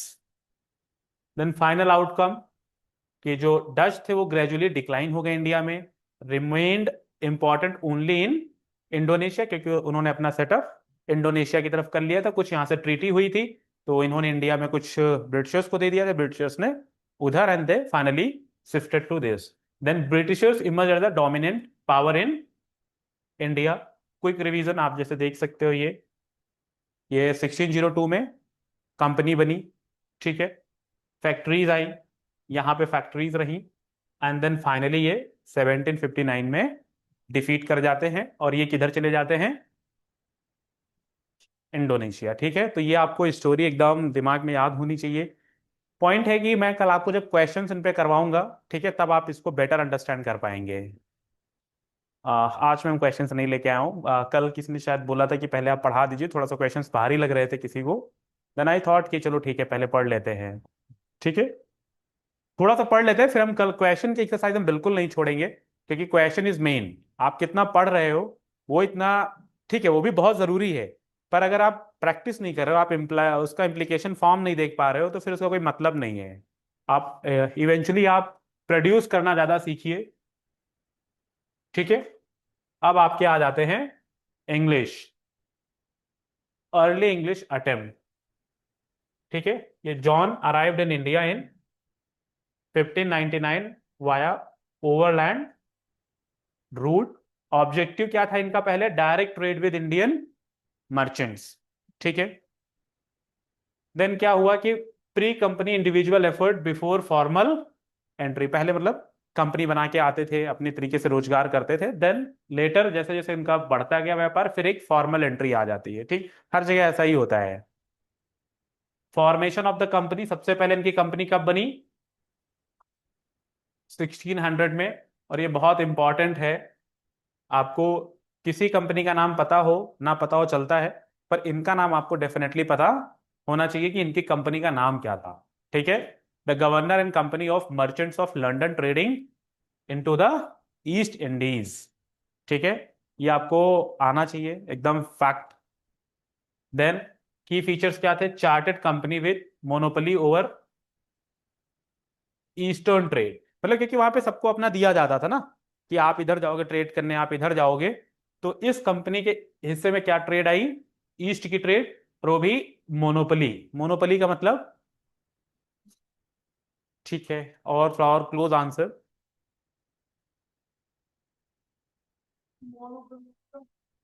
कई बोर्ड वाला है वहाँ पे। जी जी जी, एकाधिकार है ना, मतलब कि ये मोनोपोली है कि अब इस रूम में कोई नहीं आएगा। ठीक है, मान लेते हैं हाइपोथेटिकली ये मेरी मोनोपोली है। ठीक है, तो इस तरीके से कि ये चार्टर्ड कंपनी में लिख के दिया गया कि इनके अलावा ईस्ट में कोई भी और कॉम्पिटेटिव मार्केट या कॉम्पिटेटिव कंपनी नहीं जाएगी या इंडिया में ट्रेड करने। तो इनको ये ऑफर मिला। और आपने पढ़ा होगा कि इनके एक्सटेंड होते रहते थे। ठीक है, 5 साल और 20 साल और ऐसे करके आप जब थोड़ा सा और अभी आगे बढ़ेंगे हिस्ट्री में, तो देखेंगे कि वहां से ब्रिटिशर्स जो पार्लियामेंट थी वो पास करती थी। ठीक है, और ये लोग फिर 10 साल और 10 साल और ऐसे करके, क्योंकि ये चार्टर्स आप ने मैंने आपको कल एक क्वेश्चन दिखाया था कि आपका जो बंगाल का सुप्रीम कोर्ट था वो कौन से एक्ट से बना था? हाँ ठीक है, वो चार्टर एक्ट था आपका। ठीक है, 1770। ठीक है, तो इस तरीके की आपको इंफॉर्मेशंस डेफिनेटली आपके जहन में रखना, और ये इतना टफ नहीं है to be true. Just go one day. ठीक है, आप बैठो यहां से जाने के बाद और एक बार आप बस पढ़ डालो। ठीक है, अगर आप बैकलॉग लगाओगे तब ज्यादा इशू हो जाएगा। Day by day just go and read it. Now this man William Hawking very clever. ठीक है, आप लोग मतलब थोड़ा सा वैसे होता नहीं कि गो and just read about them कि कितने दिमागी थे, कैसे आते थे, कैसे लोगों को ट्रेड फोर्स करते थे। तो इनकी एंट्री हुई मुगल्स कोर्ट में। इससे पहले काफी बार गए ये विलियम हॉकिंस। ठीक है, पर फाइनली ही गॉट 1609 में विजिटेड कोर्ट ऑफ जहांगीर। ठीक है, तो अब आपका क्वेश्चन कैसे आता है? मैं ये अच्छी थेरेपी होगी कि हम लोग कल से क्वेश्चन डेफिनेटली डिस्कस करेंगे, तब आप लोग थोड़ा ज्यादा फील कर पाओगे कि आपको पढ़ाया क्या जा रहा है एक्चुअली। ठीक है, कल था पर मतलब ठीक है, मैं कल से इस पे भी क्वेश्चंस फ्रेम करके लाऊंगा। ठीक है, हाँ थोड़ा सा इंगेजिंग भी रहेगा। वो भी सही नहीं है। ठीक है, हाँ, आफ्टर 3-4 स्लाइड्स में 8 से 9 क्वेश्चंस डाल दिया करूंगा, ताकि एक मेंटल आपकी थेरेपी चलती रहेगी। ठीक है, मेंटल एक्सरसाइज भी होती रहेगी। तो जैसे ये आपके विलियम हॉकिंस हैं, अब इनके बारे में इंपॉर्टेंट क्वेश्चन यही पूछा जाता है कि विलियम हॉकिन ने किसका कोर्ट विजिट किया था? तो किसका किया था? जहांगीर का। ठीक है, डायरेक्ट स्ट्रेट फॉरवर्ड क्वेश्चन आता है। ठीक है, और यहां तक नहीं, इवन यूपीएससी तक आता है, पर ये लाइन में आता है, ये एक लाइन में नहीं लिखा होता है। ये बड़ा लाइन यहां से शुरू करते हैं और ऐसे ऐसे लिखते लिखते यहां लिख देते हैं। ठीक है, वो आपको कंफ्यूज करने के लिए कि जिसकी कंज्यूमिंग पावर तेज होगी वही यहां तक पढ़ने जाएगा। ठीक है, तो आप लोग न्यूज़पेपर वगैरह पढ़ते हो? कितने लोग न्यूज़पेपर पढ़ते हैं? आप पढ़ते हैं मैम? पढ़िए थोड़ा। आप? अच्छा अच्छा। अच्छा, आप मैम नहीं पढ़ते हो? आप पढ़ा करो थोड़ा सा ही, चाहे पढ़ा करो न्यूज़पेपर, डेली एक आर्टिकल पढ़ा करो। इससे अच्छी हैबिट ये डेवलप होगी कि आपकी पहली बात वेकेबलरी स्ट्रांग होगी। ठीक है, कंज्यूमिंग पावर स्ट्रांग होगी। ठीक है, एनालिटिकल एबिलिटी भी डेवलप होगी आपकी।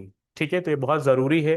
ज़्यादा आई एम नॉट सेइंग कि कल से आप द हिंदू लेके बैठ जाओ। ठीक है, पर आप एक आर्टिकल कोशिश करो डेली पढ़ने की, इससे बहुत अच्छा होगा। आप लॉन्ग टर्म में इम्पैक्ट देखोगे तो कितना अच्छा इम्पैक्ट है।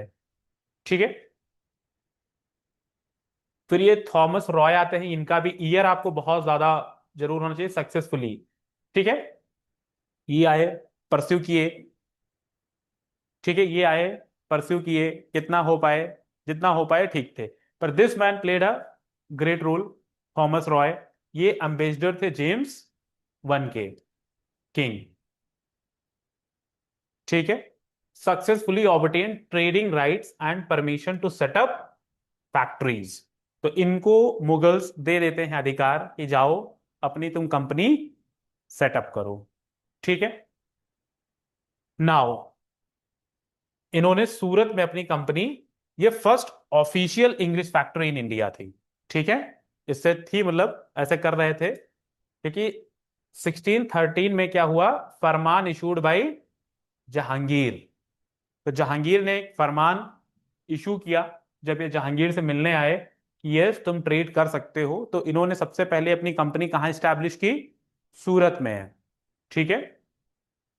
एंड देन ये कभी रुके ही नहीं। फिर क्या हुआ, एक्सपेंशन ऑफ ब्रिटिश सेटलमेंट। फिर ये किधर गए, बॉम्बे की तरफ। ठीक है।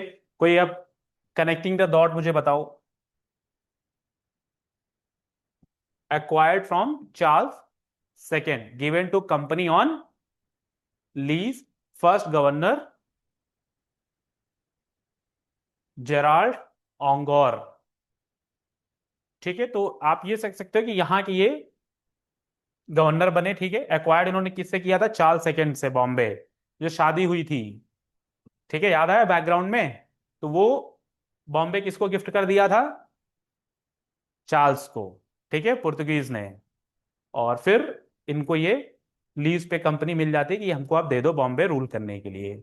ठीक है। तो क्योंकि ये भी कंपनी है, राजा तो है नहीं ये कोई कि अभी पार्लियामेंट सरकार चला रही है यहाँ पे इंडिया में।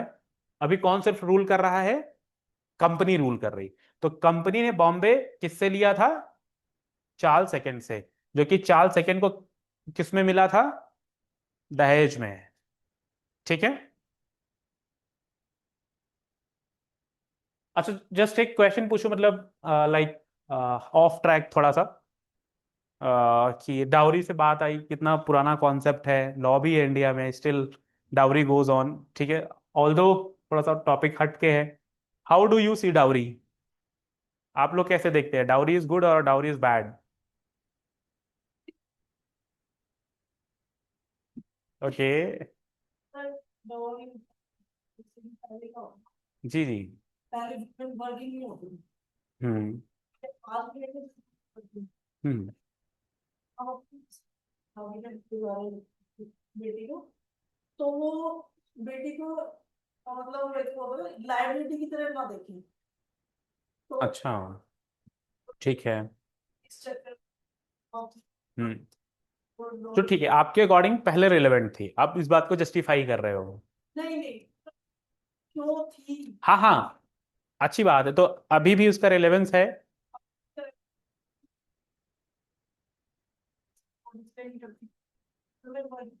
हम्म। जी जी। मतलब ओके। चीज है, ऐसे देखा जाए तो इससे एक्सपेक्टेशन ही बनती है फिर। ठीक है, आप मैम अपना मत बताइए, आप लोगों से जानना ज्यादा जरूरी है। बताइए कुछ भी, अपना मत, कम से कम अपना पॉइंट रखना जरूर सीखिए। है ना, ये मौका बहुत कम मिलता है अपने पॉइंट्स ओपिनियंस रखने का। गलत है, क्यों तर्क? अब हम्म। पेरेंट्स बोलना नहीं चलता, हाँ हाँ। हम्म। शादी टाइम वापस ज्यादा नहीं। हम्म। ठीक है, अच्छी बात है, सही बात है। आप मैम? गलत है। आप फेवर में बताइए। हाँ ऐसे नहीं चल। जी जी, हाँ हाँ। ठीक है। Okay okay okay. तो ठीक है, जैसे अभी कुछ लोग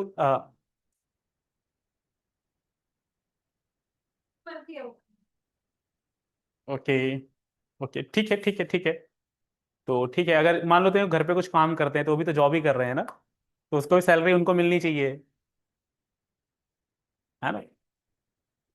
एक नहीं नहीं, वही चीज है ना, अगर वो भी तो काम ही करता है ना, इस तरीके से देखा जाए। ओके।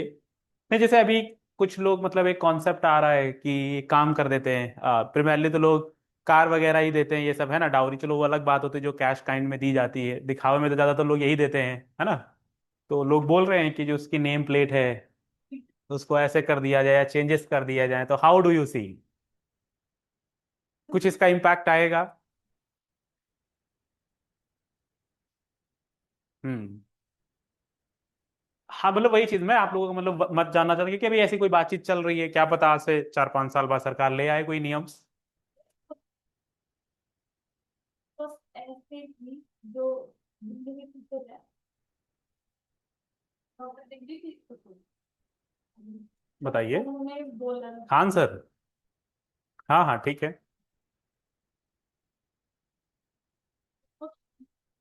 हाँ हाँ। नहीं नहीं मतलब, अरे कुछ भी हो सकता है ना, यू नेवर नो, मतलब आज जैसे चीजें चल रही ओवर द। नहीं नहीं मैं ये नहीं बोल, मतलब अभी क्या चल रहा है कि आप लेते हो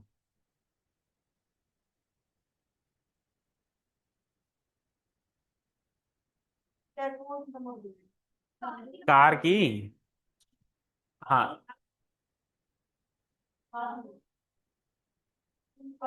तो आप कैसे देखते हो इस चीज को?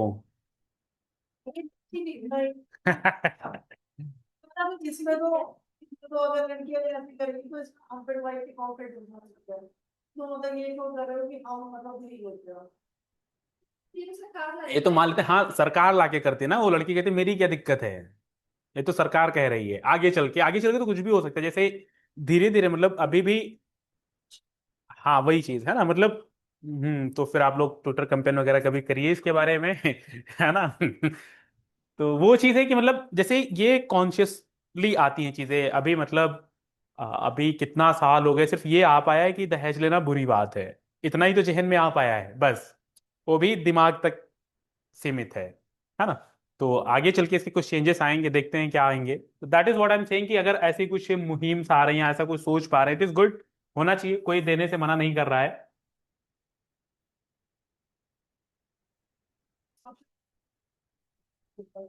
किसके ऊपर मैम? जो एक फादर होता है हाँ हाँ। साइड ऑफ जी जी जी। कुछ पीयर प्रेशर। बिल्कुल बिल्कुल बिल्कुल है ना। तो वो चीज है। खैर चलो अब बैक टू टॉपिक। ठीक है। फिर अगर इसमें से मेजर देखा जाए तो ये कलकत्ता में भी अपनी कंपनी बनाते हैं, तो अभी मैंने 3 जगह देख ली। सबसे पहले कहाँ देखी थी इन्होंने बनाई थी कंपनी? सूरत। दूसरी कहाँ बनाई? बॉम्बे। तीसरी कहाँ बनाई अब इन्होंने? कलकत्ता में। ठीक है। और ये सारे विलेजेस थे जिनको कन्वर्ट करके, ठीक है, क्या बने? कलकत्ता बना, ठीक है, जो उस समय टाउन्स होंगे वहां के। एंड देन फोर्ट विलियम एक बड़ा नाम है, ठीक है, आपको याद रखना पड़ेगा ये। क्यों? Fortification started in 1969, name fort William. ठीक है। एक इंसान के ऊपर नाम रखा गया। ठीक है, इनके बारे में थोड़ा रिसर्च करके आना। एक क्वेश्चन आता है कि पहला जो फोर्ट विलियम था यहाँ पे इंडिया में, तो जो आपकी ये जो सिविल सर्विस वगैरह की प्रिपरेशन कर रहे हो, इसमें इनकी ट्रेनिंग दी जाती थी। ठीक है। और बाकी ये फोर्ट किस लिए बनाए जाते थे, इनका इंपॉर्टेंस क्या है, कोई बता सकता है? कभी गए हो किसी फोर्ट में आज तक? कहाँ घूमे बताइए। हाँ आपके यहाँ तो वैसे हरियाणा में भी कई फोर्ट हैं, आमेर फोर्ट गए हो? गुड। आप मैम?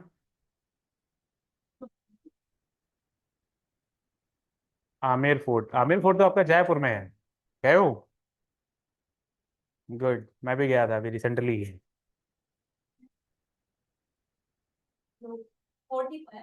हाँ तो उसका क्या इंपॉर्टेंस है, मतलब उन फोर्ट्स का क्या इंपॉर्टेंस होता था? कि मतलब पावर को शो करना, एक डोमिनेंस है ना, एक पावर, और दूसरा?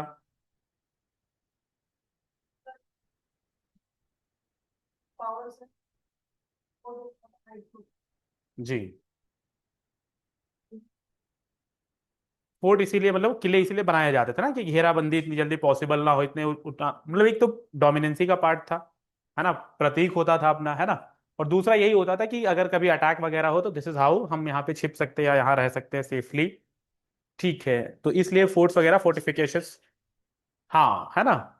तो अच्छा ठीक है, एक आउट ऑफ हिस्ट्री का ही क्वेश्चन है, देख लेते हैं, ठीक है, थोड़ा सा मतलब एक क्यूरियोसिटी के पार्ट में ही कि जैसे आज आप जैसा जयपुर को देख रहे हैं, ठीक है, अभी आप जैसे गए आमेर, मैं भी गया था अभी रिसेंटली, तो थोड़ा स्मृतियाँ अभी हैं वैसी ही। तो आप कैसे देखते हो जो आज जयपुर है ये, मतलब बैक टू 300 400 साल पहले ऐसा होगा? नहीं होगा। तो एक क्वेश्चन है कि मतलब जहां पे आपने देखा होगा कि आमेर फोर्ट अगर आप देखें, ऐसे बात करें, ठीक है, तो एक उसकी घेरेबंदी आपने देखा होगा, चारों तरफ वॉल्स हैं, तो वॉल्स की टोटल शायद 12 किलोमीटर की उनकी वो है, दीवारें हैं। तो मेरा दिमाग ये लगता है कि ऐसा तो नहीं कि मतलब आज से बहुत पहले, साल पहले, जब वहाँ राजा मान सिंह वगैरह थे, तो उतना ही तो नहीं था सिर्फ, पूरा राजस्थान से उतना था। माफ करना, अरे मतलब पूरा जयपुर सिर्फ उतना था। हाँ, जितना फोर्ट है। ये मतलब मेरा सिर्फ एक वो, मैं क्यूरियोसिटी में पूछ रहा हूँ।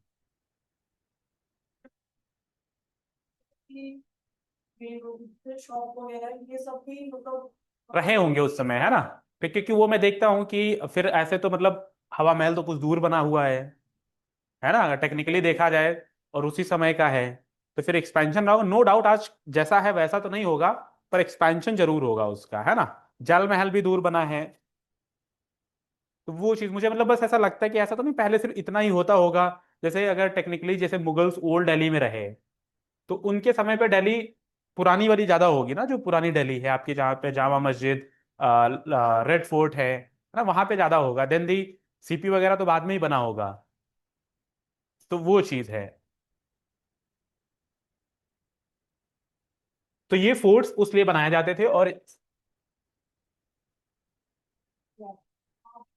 गार्डन वगैरह को डिस्ट्रॉय करके फिर दूसरी चीज बनी हो। हाँ हाँ, वही कुछ भी हो सकता है मतलब। मैं तो यही सोचता हूँ कि इतना ऊपर गए कैसे होंगे, मैं जब मतलब गया अभी। हाँ हाँ, मतलब पैदल जाना बनाना, इट्स टफ। उससे ज्यादा हाँ, वो तो आर्किटेक्ट में ही केव है। जी जी जी जी। मतलब पत्थर में ही कर्व करना तो उससे भी ज्यादा है।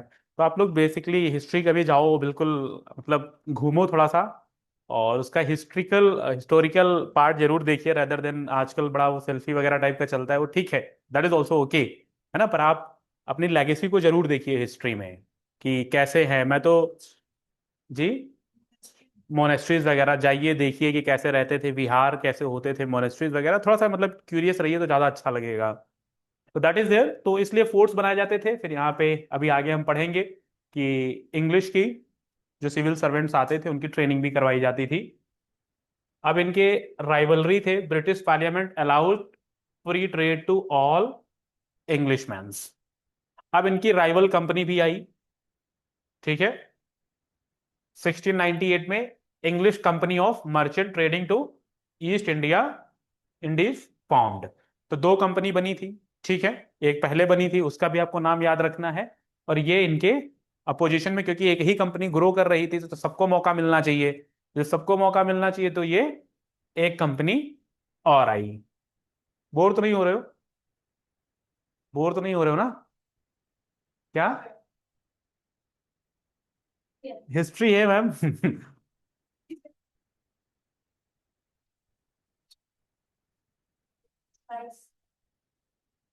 अब ये देखो, दोनों फाइनल मर्जर हो गया उन कंपनियों का। The united company of merchant of England trading to East East Indies.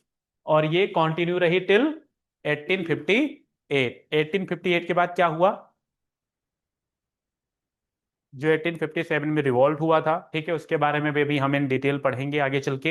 And then what happen, कि कंट्रोल किसके पास चला जाता है? ब्रिटिश पार्लियामेंट के पास, ठीक है। फिर वहां से चीजें गवर्न होना शुरू होती है, ठीक है। तो अब ये ग्रेजुअल एंट्री इनके पहले ट्रेड में आई, फिर लोग पॉलिटिकली इन्फ्लुएंस करने लगे यहाँ पे लोगों को, ठीक है। And then finally they change into empire. इनके पास सबसे स्ट्रॉन्ग पॉइंट क्या था? जैसे क्वेश्चन आ सकता है, पहले भी क्वेश्चन आता था या भी, कि what was the strongest point, ठीक है, with the Britishers to rule in the India. तो उनकी जो डिप्लोमेसी थी, उनकी जो टैक्टफुल स्किल्स थी, रॉबर्ट क्लाइव वगैरह के बारे में भी हम पढ़ेंगे, ठीक है। तो दैट वाज देयर। एंड ये स्ट्रैटेजीज, कोस्टल सेटलमेंट सबसे ज्यादा उन्होंने क्या किया, क्योंकि अगर आप कोस्ट पे होगे तो कोई ऐसे तो इनसाइड आ ही नहीं सकता है, राइट? तो जो ये कोस्टल सेटलमेंट्स थे, सूरत, बॉम्बे, कलकत्ता।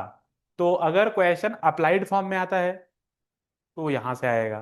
ठीक है, कि आखिर उन्होंने कैसे रूल इस्टेब्लिश करने की कोशिश की। ठीक है, तो इनके पास ये तीनों पार्ट आ गए और ये स्ट्रॉन्ग डिप्लोमेसी इनकी मुगल्स के साथ थी।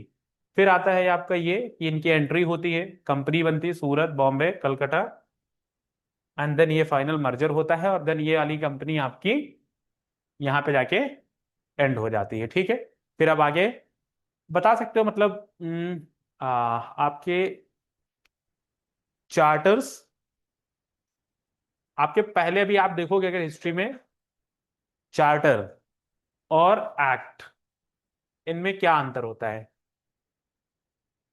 ठीक है, पहले चार्टर्स आते थे, ठीक ठीक है, उसके बाद एक्ट आना शुरू हुए। ठीक है, तो कल आप लोग मुझे डिफरेंस बताना। ठीक है, और अभी आपका आया तो आपने अभी तक तीन कंफर्म कर लिए हैं, कौन कौन से बताइए भाई। ओके, पुर्तगीज, दूसरा डच, तीसरा Britishers, now fourth is French, formation of French company. Although आप इसमें फ्रेंच में पाओगे ना एक दो लीडर्स काफी मतलब अच्छे थे, काफी टैक्टफुल थे, पर इनके पास इतनी फ्रीडम नहीं थी जितनी ब्रिटिशर्स के पास थी। तो इवेंचुअली जैसे ब्लू वाटर पॉलिसी अभी आप देखे थे, ठीक है, ऐसी। सॉरी, हाँ हाँ, अभी उधर हमने कराया है पहली वाली साइड में ब्लू वाटर पॉलिसी। ठीक है, एंड इसी तरीके से अभी इधर से एक दो पॉलिसी देखोगे जो लेके आए थे, डॉक्ट्राइन ऑफ जो लैप्स पॉलिसी थी, वो कहीं ना कहीं इसके सीड्स फ्रेंच ने डेवलप किए थे। ठीक है, तो ये आपकी जो फ्रेंच ईस्ट इंडिया कंपनी थी ये स्टैब्लिश हुई किसमें, 1664 में, founded by Jean Baptiste Colbert, और ये स्टेट पैटर्नेज के अंदर थे। ठीक है, मतलब वहां से स्टेट कंट्रोल करती थी उसको। ठीक है, कंपनी को, उनको चार्टर था, फ्री विल थी, जो इंग्लिश की कंपनी थी, जाओ जो करना है करो, आप बस ट्रेड करो। पर ये जो कंपनी बनी थी इसके पास स्टेट का संरक्षण था। ठीक है, ये लिखा है unlike English company French company was heavily controlled by the state, and state मतलब वहां की गवर्नमेंट। ठीक है, अब इनका आता है first factory and early expansion. तो फर्स्ट फैक्ट्री कब आई इनकी, सूरत में आई। ये भी क्वेश्चंस तो आपको की एरियाज या की टेकअवेज क्या करने हैं आपको, कि जो भी आपकी जो ये आ रहे हैं यूरोपियन कंट्रीज के लोग, इनकी आपको कंपनी के बारे में याद करना है, और इनका एटलीस्ट आपको पहला तो पता ही होना चाहिए कि उन्होंने कंपनी कहाँ पे फॉर्म की थी। ठीक है, मैं आपको कल लाइव क्वेश्चंस दिखाऊंगा कि ये क्वेश्चंस आपके आए हुए सेक्शन से हैं। ठीक है, फिर उन्होंने एक्सपेंशन किया मछलीपट्टनम में, ये इनकी एक सेकेंड कंपनी थी, focus on Coromandel and Malabar post. चलो आप लोग बताओ कोरोमंडल कोस्ट किधर है, मालाबार कोस्ट किधर है। नहीं चलो मैं आपको मान लेते हैं, ये आपका इंडिया का मैप हो गया। ठीक है, एक बार मान लेते हैं हाइपोथेटिकली नीचे वाला। अब मानते हैं कि ये वाला कौन सा ट्रेड मतलब सी कहलाता है, इसमें से किधर है मालाबार कोस्ट है और किधर कोरोमंडल कोस्ट है, बताइए मैम, आप बताइए।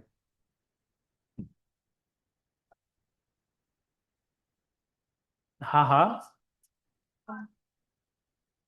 मालाबार इधर है ना, और कोरोमंडल कोस्ट ईस्ट में है ना। ये थोड़ा बेसिक बेसिक अंडरस्टैंडिंग है, पर ये बहुत जरूरी है, ये आपको क्वेश्चन एलिमिनेट करने में मदद करेगी। ठीक है, अच्छा अंडमान सी इधर है कि इधर है, इधर है। ठीक है, तो फिर अरेबियन सी, हाँ तो मैं इधर ही बता रहा हूँ, इधर ही अरेबियन सी है। और रेड सी किधर है,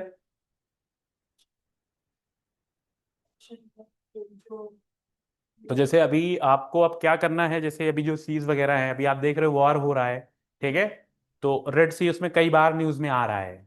ठीक है, तो उस पर आपको पकड़ होनी चाहिए कि आप घर जाना, थोड़ा मैप वगैरह देखना। और ईरान में कोई बता सकता है कि इंडिया का क्या है वहां पे, मतलब सबसे जो अभी रिसेंट इन्वेस्टमेंट इंडिया ने किया है। हाँ, मतलब हो गए 2016-17 के बाद से। Good, very good. हाँ, बस यही मैं सुनना चाहता था। अच्छी बात है, आप लोग पढ़ रहे हो वैसे। चाहबार पोर्ट है ना? वो किस लिए डेवलप किया गया था, इसका इंपॉर्टेंस क्या है? नहीं, चाइना से क्या करते थे आप? हाँ हाँ, मतलब वो चीज़ ठीक है। हमारे टर्म्स इतने ज़्यादा पाकिस्तान से अच्छे नहीं है ना, तो हम उनका उनका कौन सा, अच्छा पाकिस्तान का चलो एक पोर्ट बताओ। हाँ, जो ऑलमोस्ट आपके गुजरात के आसपास है।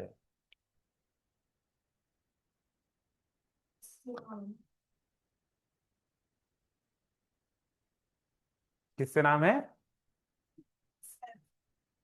नहीं, जी से नाम है।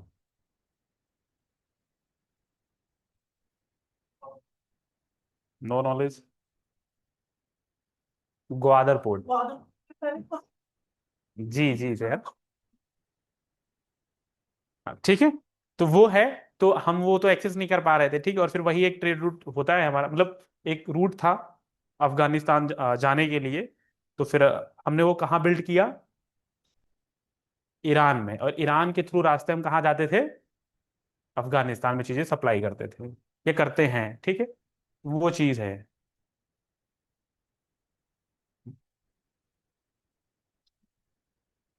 ठीक है, तो ये चीजें थोड़ा सा आपको बेसिक याद रखनी है, क्योंकि बहुत जरूरी है, ठीक है। आपके एग्जामिनेशंस में आती हैं, आपको हेल्पफुल रहेंगी। तो ये आपका हो गया। And then rivals of, sorry, revival of French power. इनके जो गवर्नर थे, कई अच्छे गवर्नर इन्होंने दिया, ठीक है। जिसमें से आप ये क्रिस्टोफर लिनोर, जिनके बारे में पढ़ा, ट्रियरी Benoit Dumas, under them French regained strength. पर ये वाले आपको इतना ज्यादा नहीं पढ़ने हैं।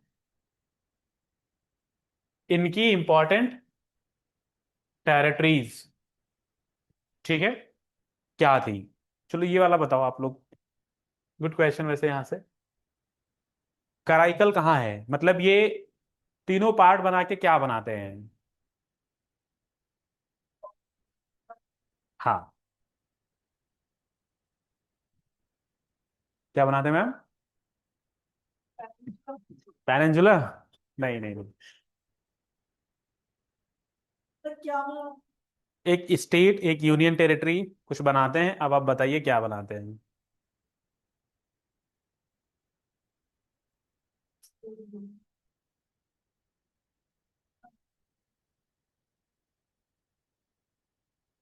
अब तो बताइए, मैं तो क्वेश्चन पूछ रहा, अब तो इंगेजिंग क्लास लग रही है। आई एम थिंकिंग इतनी तो बोरिंग नहीं होगी हिस्ट्री, या क्वेश्चन पूछना बोरिंग है?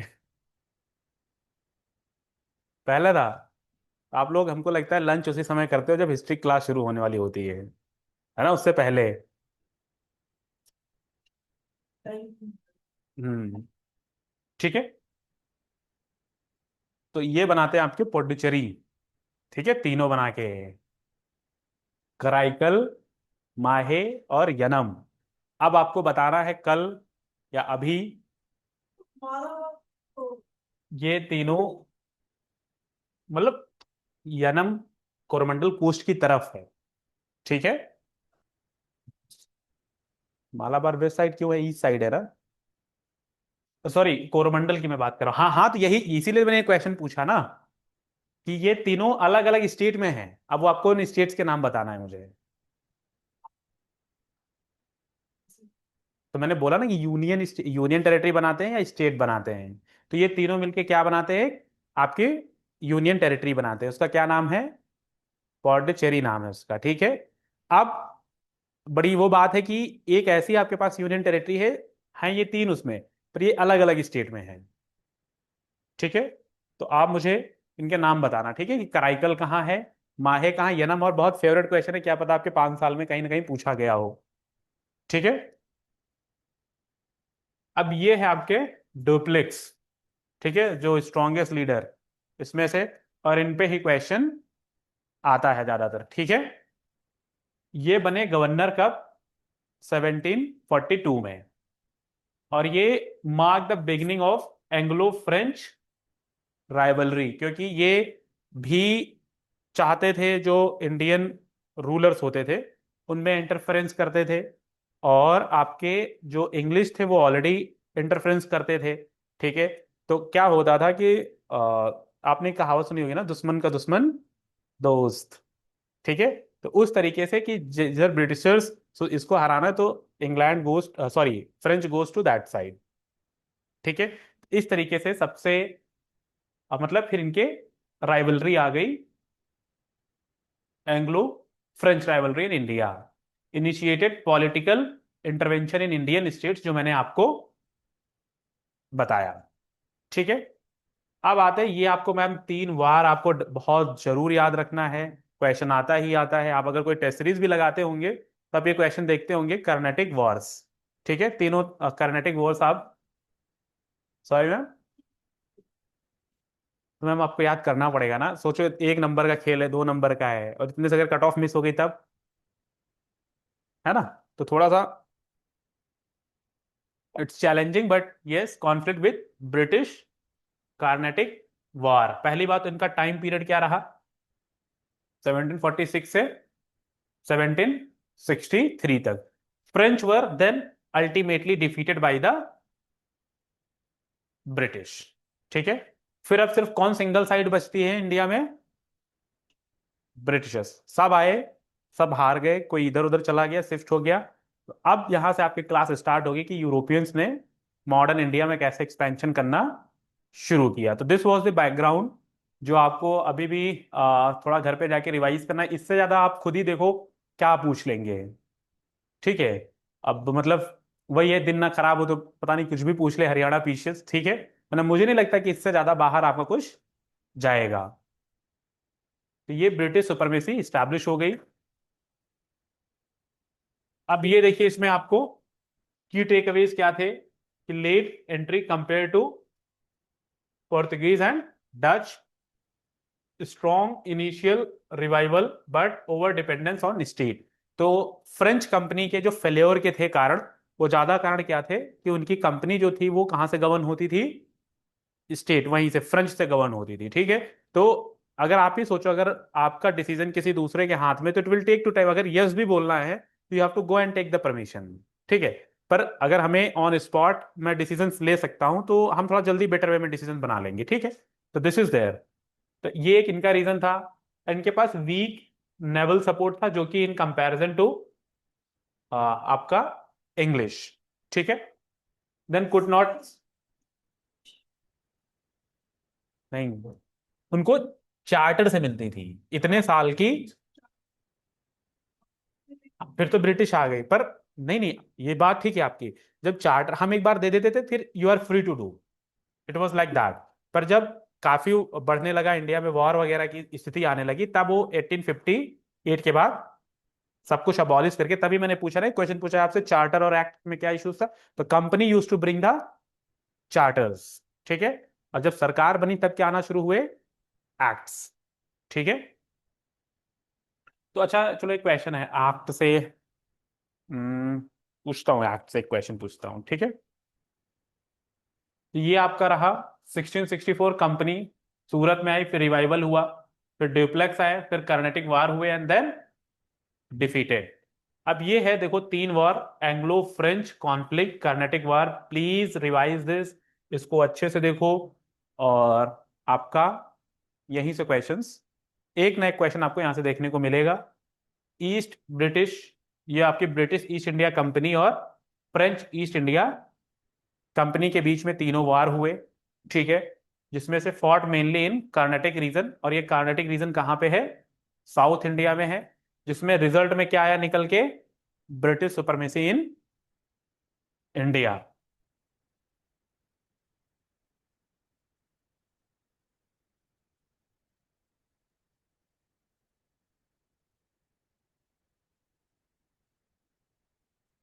अब ये देखो, ये अलाइज है। अलाइज आपको पता होते हैं क्या होते हैं, बताइए। तो साफ भी जी जी, है ना, जो पूरे मतलब साथ में, कि इनके तरफ से कौन था, तो अलाइज फ्रेंच सपोर्टेड, किसको सपोर्ट करते थे, हैदराबाद को सपोर्ट करते थे। आप ऐसे मेजर टेरिटरीज देखिए। ठीक है। कार्नेटिक को करते थे। फिर ब्रिटिशर्स सपोर्टेड जो उनके राइवल्स थे, हैदराबाद और कर्नाटक के। ये नाम बहुत इंपॉर्टेंट फिगर है, स्पेशली आपको क्वेश्चन एक देखने को मिल सकता है, मतलब या फिर आपको पता भी होना चाहिए, क्योंकि ये डुअल गवर्नमेंट कब से शुरू हुई, किसी को कोई आइडिया है? बंगाल में एक डुअल गवर्नमेंट सिस्टम शुरू हुआ, प्लासी के बाद शुरू हुआ, ठीक है। तो वो ज्यादा चल नहीं पाया, सक्सेसफुल नहीं, तो उसमें बहुत ज्यादा रोल रॉबर्ट क्लाइव का था, ठीक है। ब्रिटिश गेन्ड स्ट्रैटेजिक एडवांटेजेस, क्योंकि क्यों ब्रिटिश गेन की? क्योंकि इनके पास रॉबर्ट क्लाइव जैसा कमांडर था, आर्मी कमांडर, और एक अगर कहो तो मैं मतलब मैचिंग में ये भी दे सकते हैं, Robert Clive was from Portuguese. अब बताइए, अगर आपके ये कॉन्सेप्ट क्लियर होगा तभी तो आप कर पाएंगे कि रॉबर्ट क्लाइव किसके थे। फ्रेंच। ईस्ट इंडिया कंपनी के या ब्रिटिशर्स के थे रॉबर्ट क्लाइव, ठीक है। तो बस यही आपको सबको थोड़ा ध्यान रखना है। एंड देन जो पहला वार हुआ उसकी ट्रीटी बनी, ट्रीटी ऑफ पॉन्डिचेरी, ठीक है, जिसमें साइंड बाय आपके डुप्लेक्स को रिप्लेस कर दिया जाता है, क्योंकि ये मतलब ये कौन रिप्लेस करता था? इससे जो गवर्नर आते थे, हाँ फ्रेंच का था। तो इसने बहुत ज्यादा यहाँ पे क्षति पहुंचाई थी ना, एक्चुअली दिक्कत हो गई थी इनको फ्रेंच कंपनी को रूल करने में, तो इसको रिप्लेस कर दिया गया था। पर ये रिप्लेस की पावर किसके पास थी? सरकार के पास थी। कहाँ की सरकार के पास की थी? फ्रेंच सरकार के पास थी, ठीक है। इसी तरीके से कंपनी में देखोगे ब्रिटिशर्स की तरफ से, तो जो कंपनी का हेड होगा वो हटा सकता था, ठीक है। रिजल्ट टेम्परेरी पीस, तो भाई जैसे होता नहीं, कभी कभी देखा होगा कि जिस इंसान के ऊपर ज्यादा कोई गुस्सा होता है उसको वहां से एलिमिनेट कर दो तो थोड़ी देर के लिए मामला शांत हो जाता है, ठीक है। तो बस वैसा ही था, क्योंकि ये डुप्लेक्स जानबूझ के वैसा करते थे, ठीक है, मतलब स्टेट्स में इंटरेस्ट लेते थे। तो जैसे एक कल क्वेश्चन मैंने वो था ना सब्सिडरी अलायंस वाला, वो इससे पहले कौन फॉलो करने की कोशिश करता था? डुप्लेक्स। अब आता है आपका थर्ड कर्नेटिक वार, जो कि लास्ट, और ये बैकग्राउंड में था। ये वार बेसिकली कहां से शुरू हुआ था? इनकी अपनी पुरानी राइवलरी थी, कहां पे? यूरोप में ही, ठीक है। 7 ईयर की इवेंट क्या थे इसके? ये जो फ्रेंच थे अंडर थॉमस, ये क्वेश्चन आपका पूछा जा सकता है, ठीक है।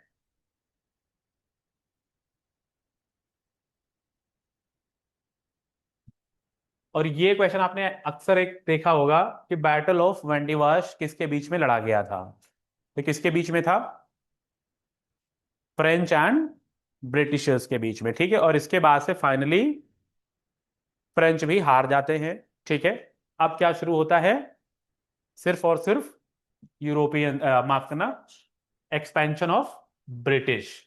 तो French British defeated French decisively, मतलब एक डिसीजन लेते हुए वाइजली उन्होंने हरा दिया। एंड हो गया, एक ट्रीटी साइन हुई। तो आपको अभी हम कई इस तरीके के वार पढ़ेंगे, एंग्लो मराठा वार पढ़ेंगे, ठीक है। एंग्लो का अभी आपका कर्नाटिक वार हो गया, ये हम पढ़ेंगे।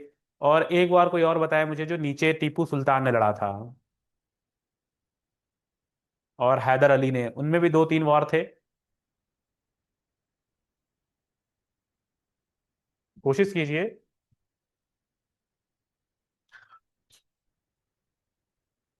एंग्लो मैसूर वार, है ना। तो ये इस तरीके के 2-3, अगर आपको ये 3 वार पढ़ने पड़ेंगे, 3 वार अगर आप पढ़ लेते हैं तो इसमें से एक ना एक क्वेश्चन आपका आ जाएगा। और हिस्ट्री का एक ठीक ठाक वेटेज है, इसलिए क्वेश्चन और कहाँ से बनाएंगे, ठीक है। पर क्वेश्चन मतलब किसी भी फॉर्म में आ सकता है, क्वेश्चन आपका आ सकता है स्टेटमेंट बेस्ड फॉर्म में, ठीक है, कि the battle of Wandiwash was fought between English and Britishers in the year 1569, ठीक है। तो आपको 2-3 चीजें याद होनी चाहिए कि कब लड़ा गया, क्या उसका क्या था। और ये आपको इतना ज्यादा इधर नहीं, मतलब ये क्योंकि बाहर से था, पर स्टिल ट्रीटी ऑफ पेरिस हुई थी and French got back Pondicherry, but no political power, no trading rights, ठीक है। तो एक प्रकार से क्या ही था फिर तो। Final outcome of Carnatic war, कि जो फ्रेंच की पॉलिटिकल एम्बिशन थी इंडिया में, उसका काम खत्म हो गया। ब्रिटिशर्स जो became supreme power in India, and now the beginning of British empire in India. तो अब हम देखेंगे कि ब्रिटिशर्स ने कैसे कैसे कहाँ कहाँ अपने इस्टेब्लिशमेंट करे। तो उन्होंने सबको हरा दिया, सारी कंपनीज जो आई थी। तो जो आपको मैंने पहली स्लाइड बताई थी वो इंपॉर्टेंट है, वो आपको शॉर्ट रिवीजन तुरंत करा देगी, तो आपको you have to focus on that. तो लाइक दिस, क्या हुआ मैम?